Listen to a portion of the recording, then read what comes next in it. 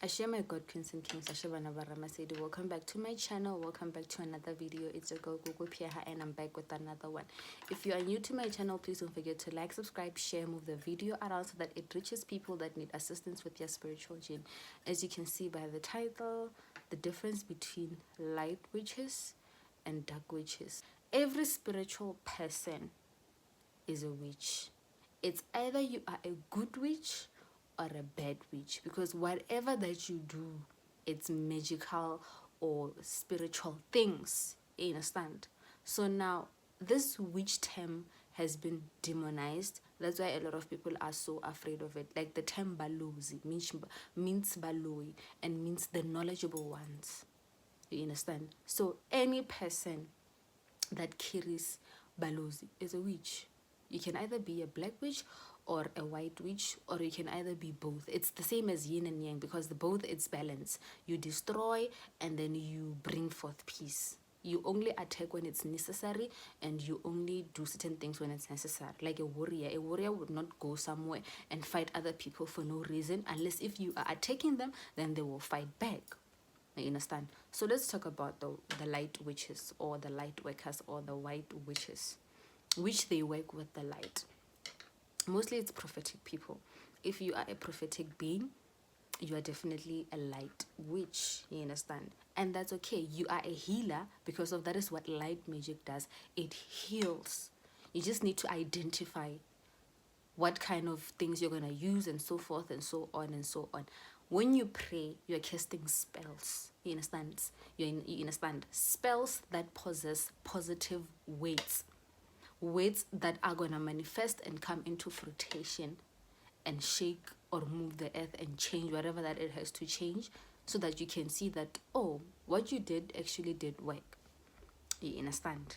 And then the herbalists, remember, the herbalists are also prophetic people. It's just that because of back then our grandmothers ran into religion and left their herbalist ways, now they took it into prophetic things.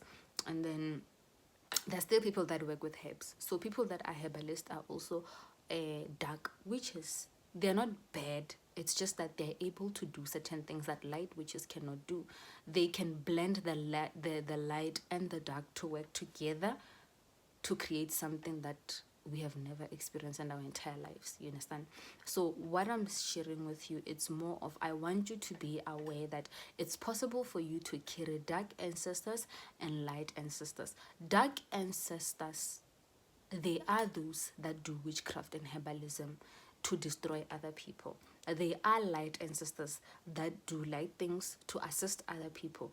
But if you have not yet awakened your light ancestors and you're operating from a base of ego, and then you awaken the dark ancestors, you're going to destroy other people's lives. You're going to come for people.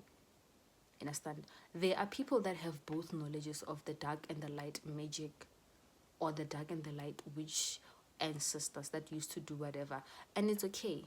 You understand? So I just wanted to share with you that everything that you're doing, or whomever that you're awakening, or the powers that you have, even if a person calls you a witch, don't take it too hard, because it's exactly like it is. That's why you're different. You're able to play around with magic and create things, and it's okay. You understand? The difference is the intention. What are your intentions when you learn light magic? You can use light magic to cause harm by turning it into dark. So there's no light without dark. There's no dark without light. You understand? So what I'm saying is that you have to be aware of those things, and do not dismiss certain ancestors because they told you that they are dark. They are dark because the intentions of other people were to destroy.